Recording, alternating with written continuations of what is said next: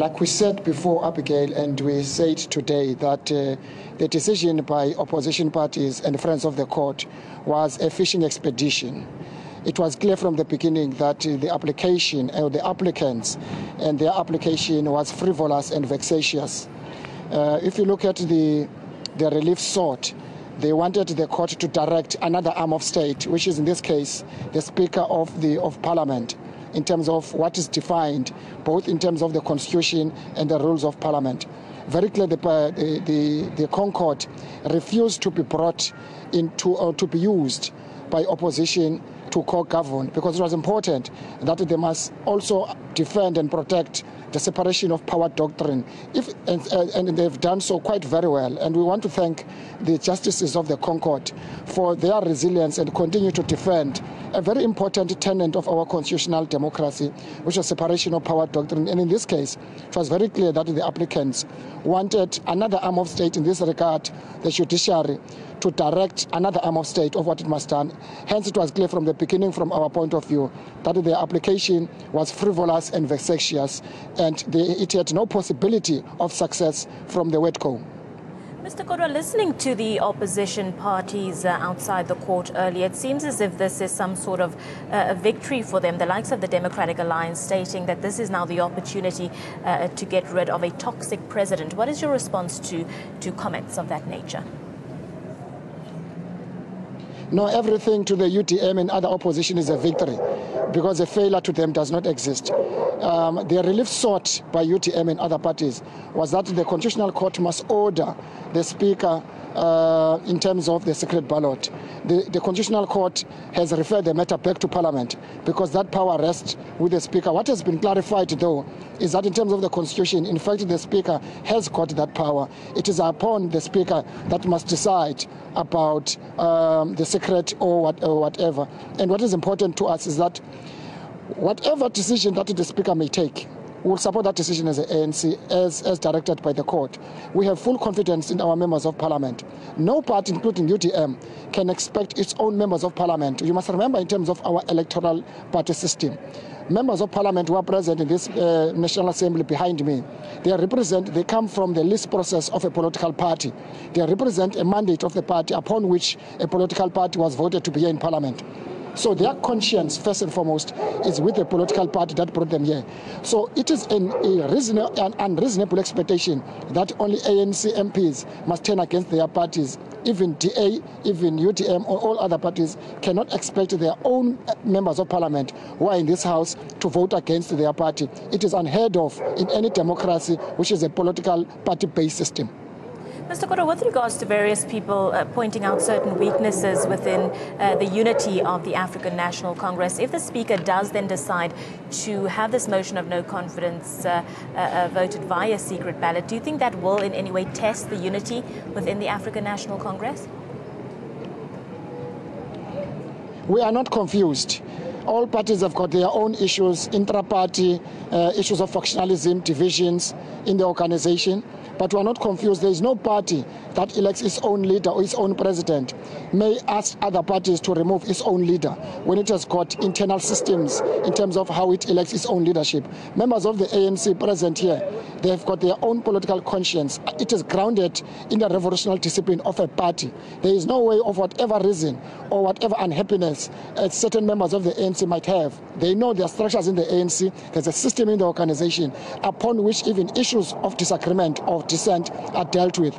That's why we say the expectation was unreasonable from political parties. It's unheard of, it's frivolous, it's vexatious, and therefore members of the ANC, regardless of the challenges that the party has, they will continue to make sure that they defend their party, which is the African National Congress. Mr. Kodwa, I've got two gentlemen in studio that would like to engage with you. I'm going to give Professor Sipho Siepe the opportunity first. Professor, over to you. Yeah, Zizi, how's it? First question for me. I'm good. How are you, Prof? I'm okay. It's the level of clarity that you put on the issue of the Speaker and on the frivolity of this motion is quite clear to me. But what bothers me is the representation by the Speaker in court, where she appeared to be unsure of the discretionary powers that she had. For me, it looks like there is not enough political guidance on that aspect. So that's the first question. The second question is what is a projection that emerges, and you did respond to it, but you may need to do much more than that, is the notion that says, that gives an impression that the ANC has lost, when in effect, as you rightfully put it, that the opposition had gone to court to compel the speaker to have an order of a motion of no confidence held in secret ballot. So that is the issue that you may need to point out much more strongly, because even when I read the media says the Concord set aside Mbete's decision, effectively trying to push an agenda that says the ANC or the speaker has lost, when in effect, where we read things, the opposition failed to get what it wanted, because the motion of no confidence, it has tried before. It had failed. What they were trying to do was to try to enlist the court into their own agenda. So that, then the last one, I said two, but is the issue that you may need to respond to on a suggestion that seems to say, if you vote according to your conscience and you're a member of the ANC, you must necessarily vote against the ANC and its president. How do you guide members of the ANC who are going to be faced with that type of, those type of concerns?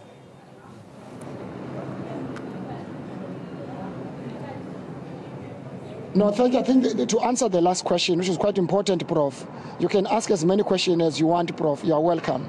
I think the last question, to answer your last question, all members of parliament across political parties, their conscience first and foremost is with a political party which they represent in this house behind me. So there's no expectation that for whatever reason, if they vote against their party, they are unconscious. No. Their consciousness, first and foremost, is with the party which they represent the house behind me. To answer your first question about political guidance to the speaker, you must remember, whenever there are issues of dispute in society, in a constitutional democracy such as ours, the role of the court, like in this regard, as a final arbiter, is to clarify those issues. And in our case, the role of the apex court, which is a constitutional court, is to clarify issues of constitutionality. And I think the winner today, it's not even the opposition or anybody, it's the constitution and the democracy. Because what the justices of the High Court have done, they refuse to be used by opposition parties to co-govern, even to be used to advance certain political narrow interests. They continue to defend an important tenet of our constitution, which is that of a doctrine of separation of power, but at the same time, they defended the independence of the judiciary, which is quite important in terms of our constitutional democracy. So the winner today is our democracy and the constitution. The constitutional state today is a winner because the Concord, whatever interpretation you can give, continues to defend the independence of three arms of state, at the same time their own independence as a judiciary, which was quite important, including an important tenet of the separation of power doctrine. Mr. Kodwa, just stay on the line for us. We've also got ANN7's in-house political analyst, Mr. Sifiso Mahlangu, who'd like to engage with you as well. I'm going to hand over to Sifiso now. Zizi, hello, it's Sifiso here.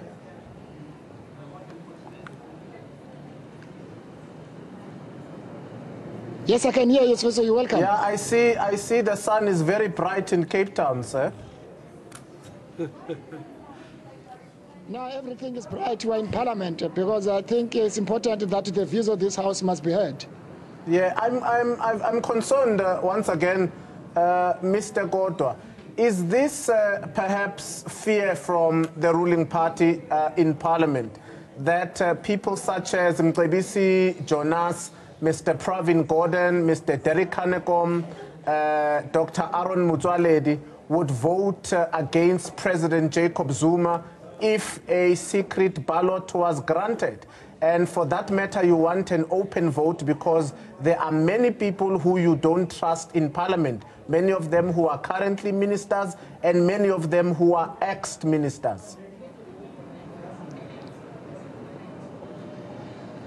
First and foremost, a starting point is always the basis of any argument in this regard must be our electoral system. It's a party-based, and therefore the expectation again is unreasonable expectation that a political party of another party can expect their leader to be used or to be removed by members of parliament. Parliament, these members here are here on behalf of a party. But to answer your question directly, you must remember when we say we've got full confidence in our members, we don't isolate one because of whatever reason.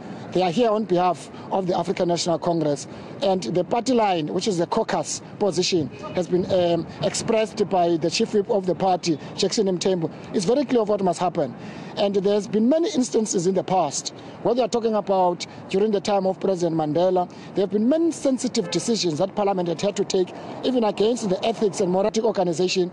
We do allow members to raise views, sometimes dissent, but to deal with dissent, we must not extend it outside and think that on the basis of what was raised internally in the party, therefore it extends. It means these comrades may decide against the party. It doesn't work like that. These are disciplined members of the organization. They know at a certain time it's important that we must toe a party line, because in this house behind me, they represent a party. Zizi, some of these people I'm talking about have called for the president to step down in the ANC-NEC meeting. What would stop them in Parliament from voting against President Jacob Zuma? We must appreciate the fact that they are disciplined enough to raise the matter internally in the ANC. We're a democratic organization. For them to be bold enough to raise those issues is part of democracy.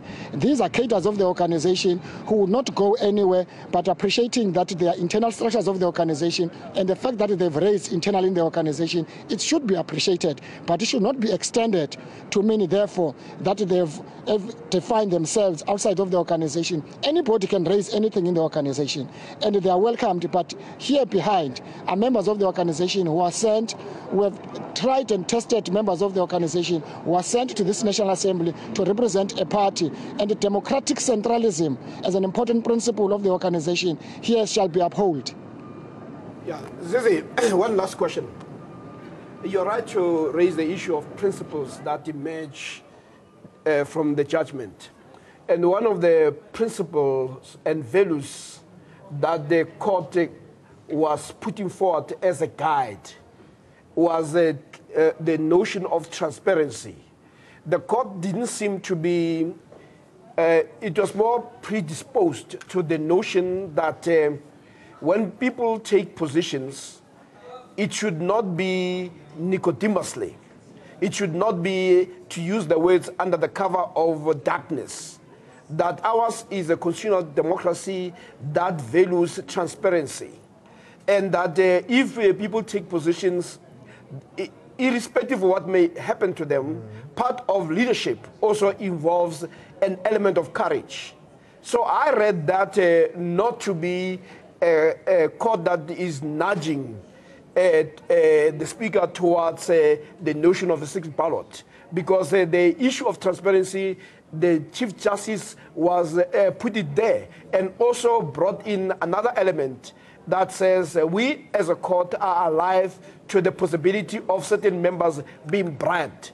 Hence, he said, ultimately, the real arbiters of a constitution will be through the voters through an election. How do you guys plan to put forward that idea of beyond the separation of powers, the principle of transparency, and the fact that the court does not seem to be encouraged? It says we draw air on the side of transparency in our efforts to make sure that we are accountable and that we hold the Constitution dear to what it expects of us. I think what we must appreciate of the Concord ruling today is the emphasis on transparency, which is an important element in the principle of our democracy. Whether secret or not secret, it's important that we must uphold the principle of transparency. And most importantly, secondly, is the emphasis of the Concord and the Chief Justice often need, whether secret or not, that members of parliament, they must understand first and foremost, they represent the interests of the people. That's why we call this house a people's assembly. It's important that whatever decision we take, it must not nicodemously to undermine or to subvert the will of the people. Whatever we do as political parties, I would imagine from the point of view of the African National Congress, whatever decision we take, it must be, among others, to take South Africa forward. And therefore, for us, secret or not, it cannot undermine the fact that we are here with a popular mandate of our people in 2014, 62%, to come and take South Africa forward. And therefore, whatever decision we take, it must be in the interest of advancing the people's aspirations and interest, at the same time to take South Africa forward and to strengthen our constitutional democracy. Well, thank you very much, Mr. Kodwa, for sharing those details with us this afternoon and speaking to us here at ANN7. That was ANC spokesperson Mr. Zizi Kodwa joining us live from Cape Town. I'm going to bring the discussion back into studio.